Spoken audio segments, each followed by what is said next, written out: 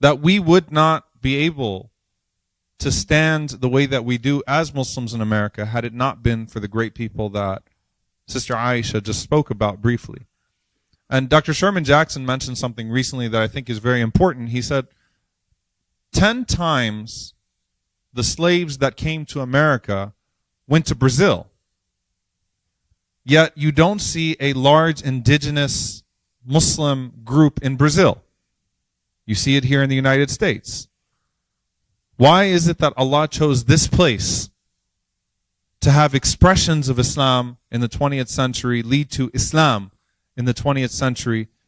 And the autobiography of Al-Hajj Malik al-Shabazz, rahimahullah ta'ala, the fruit in Muhammad Ali, may Allah have mercy on him, the continuation in so many different forms and so many different groups that continue to uphold La ilaha illallah in the indigenous sense, and still the African American community being the largest group of Muslims in America. Why is it that Allah chose this place for that? And what is the hikmah of that? What's the wisdom of that?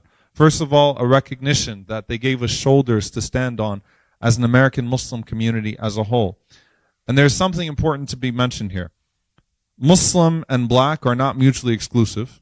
So when you talk about the Muslim community and the black community, sometimes you might fall into the trap of differentiating those two to where they're mutually exclusive.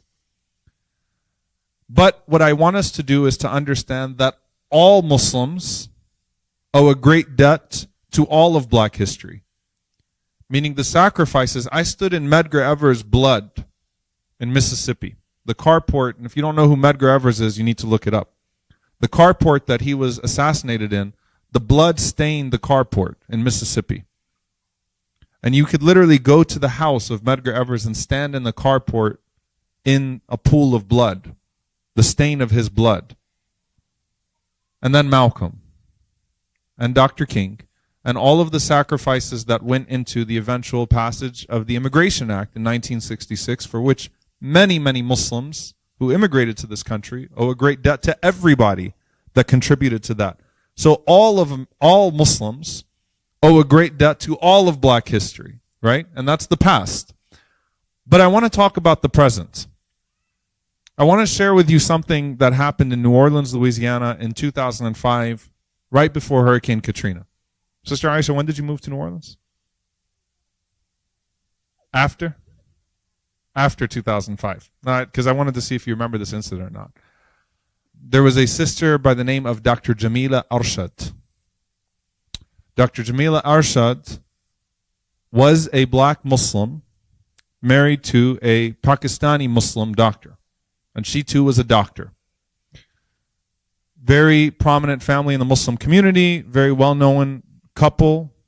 Have a wonderful son, Nadim, who's a friend of mine. And subhanAllah, I just want you to think about the scene. Two very successful doctors. Dr. Jamila was on her way home one day, and she saw a kid that was riding his bike get hit by a car, so she stopped to treat the kid, to help, because she was a doctor. When she stopped her car to help the kid, like a good Muslim and a good person would do, a white man called the police on her because he saw a black lady trying to help this kid and said, I don't believe she's a doctor or she's qualified or that she is who she says she is. There's this crazy lady that's with this injured child. The police came and without asking any questions assaulted Dr. Jamila.